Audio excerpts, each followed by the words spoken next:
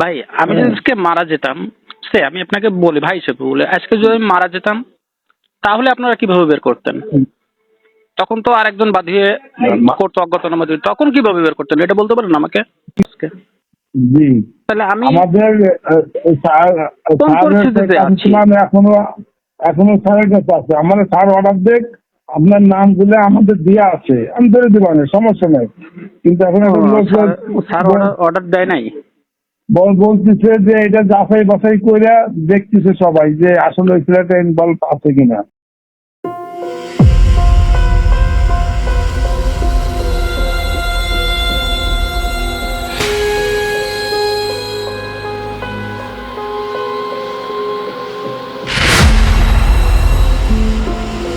যশোরের অভয়নগরে সাংবাদিক মোহাম্মদ আবুল বশরকে লক্ষ্য করে ককটেল নিক্ষেপের ঘটনার 23 দিন পার হলেও এখনও কাউকে গ্রেফতার করতে পারেনি পুলিশ। এ ঘটনায় অভয়নগর থানা পুলিশের ভূমিকা নিয়ে প্রশ্ন তুলেছেন স্থানীয় সাংবাদিকরা। তাদের অভিযোগ, তদন্তের নামে দীর্ঘ সূত্রিতার করা হচ্ছে, অথচ মামলার পরপরই সন্দেহভাজনদের পরিচয় ও ঘটনার সম্ভাব্য কারণ পুলিশকে জানানো হয়েছিল।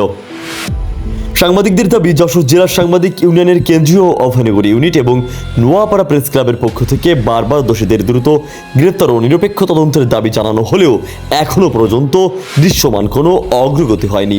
এমনকি একাধিকবার একই তথ্য চাইলেও তদন্তে উল্লেখযোগ্য অগ্রগতি দেখা যায়নি। মামলার তদন্তকারী কর্মকর্তা এসআই মুরাদ হোসেন সাংবাদিকদের জানিয়েছেন, সন্দেহভাজনদের তথ্য ওসির কাছে দেওয়া হয়েছে এবং নির্দেশ পেলেই অভিযান পরিচালনা করা হবে। তবে সাংবাদিকদের অভিযোগ, তদন্তে অগ্রগতি না থাকায় বিচার প্রক্রিয়ার প্রতি আস্থা কমে যাচ্ছে। ভাই আমি যদি আজকে মারা যেতাম, সে আমি আপনাকে বলি ভাই হিসেবে বলে, আজকে যদি আমি মারা যেতাম তাহলে আপনারা কিভাবে বের করতেন?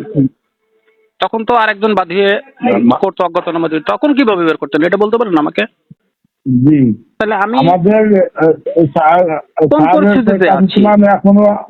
এখনো স্যারের কাছে আছে। আমাদের স্যার অর্ডার দেখ, আপনার নামগুলো আমাদের দেওয়া আছে, আমি ধরে দিব না, সমস্যা নাই।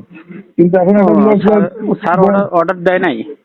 বলতেছে যে এটা যাচাই বাছাই করে দেখতেছে সবাই যে আসলে ওই ছেলেটা ইনভলভ আছে কিনা।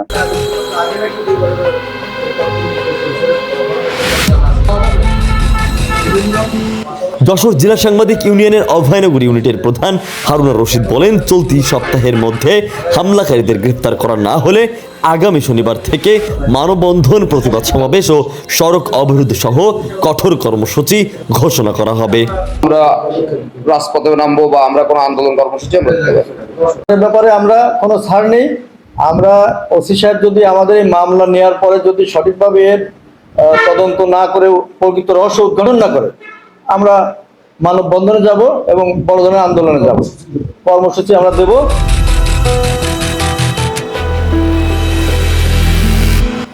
এছাড়া একই দাবি জানিয়েছেন জেলা সাংবাদিক ইউনিয়নের সভাপতি শেখ দিনু আহমেদ। তিনি বলেন, নির্ধারিত সময়ের মধ্যে দোষীদের গ্রেপ্তার না করা হলে আন্দোলন জেলাব্যাপী ছড়িয়ে দেওয়া হবে। পাশাপাশি তিনি যশোরের পুলিশ সুপারের সরাসরি হস্তক্ষেপ কামনা করেছেন। তবে এ বিষয়ে অভয়নগর থানার ভারপ্রাপ্ত কর্মকর্তা ওসি এস এম নুরুজ্জামানের বক্তব্য তাৎক্ষণিকভাবে নেওয়া সম্ভব হয়নি। শেখ আলী আকবর, গাংচিল টিভি, ডেস্ক রিপোর্ট।